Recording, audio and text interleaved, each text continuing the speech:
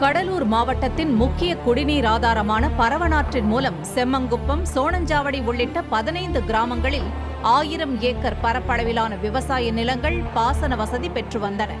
கடலூர் மாவட்டத்தில் கடந்த சில நாட்களாக பரவலாக மழை பெய்த நிலையில் பரவனாற்றில் தண்ணீர் வரத்து சற்று அதிகரித்துள்ளது. இதையடுத்து கடலூர் சிதம்பரம் சாலை சிப்காட் வளாகத்தில் உள்ள ஆர்கிமா பெராக்சைடு இந்தியா லிமிடெட் என்ற ரசாயன தொழிற்சாலையில் இருந்து ரசாயன கழிவுகளை இரவோடு இரவாக பரவனாற்றில் திறந்துவிட்டுள்ளனர். காலையில் ஆற்றில் மீன்பிடிக்க வந்த மீனவர்களால் நீண்ட நேரம் அங்கு இருக்க முடியவில்லை. மூச்சு திணறலோடு கண் எரிச்சல், கை கால்களில் அரிப்பும் ஏற்பட்டுள்ளது. ஆற்று நீரை பாட்டில்களில் பிடித்து பார்த்தபோது ஆற்று நீர் கீழேயும் ரசாயன கழிவுகள் மேலேயும் மிதந்துள்ளது.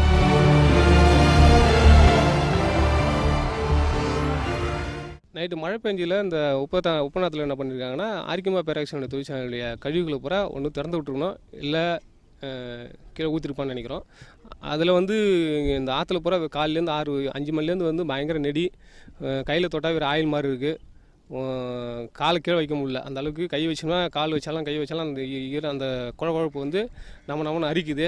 ஆர்கிமா பெராக்சைடு ரசாயன தொழிற்சாலையிலிருந்து வெளியேறும் நச்சு புகையால் சுற்று வட்டார பகுதி மக்கள் பெரிதும் பாதிக்கப்படுவதாகவும் புகார் எழுந்துள்ளது.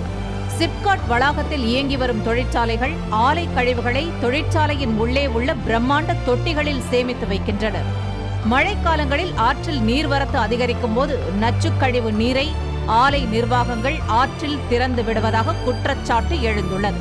இதனால் செம்மங்குப்பம், சோனஞ்சாவடி உள்ளிட்ட பகுதிகளில் நிலத்தடி நீர் பாதிக்கப்பட்டதோடு ஆற்றில் கலக்கும் ரசாயன கழிவால் மீன்வளம் முற்றிலும் பாதிக்கப்பட்டுள்ளதாகவும் கூறுகின்றனர் அப்பகுதி மக்கள்.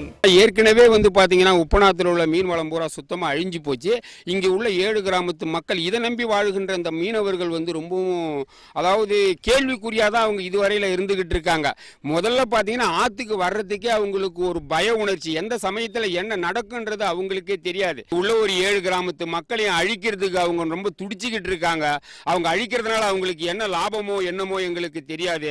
பொதுமக்களின் வாழ்வாதாரத்திற்கே வினையாகி போன ஆலைகளின் கோர பிடியிலிருந்து மக்களை காக்க அதிகாரிகள் நடவடிக்கை எடுக்க வேண்டும் என்பதே அனைவரின் கோரிக்கை.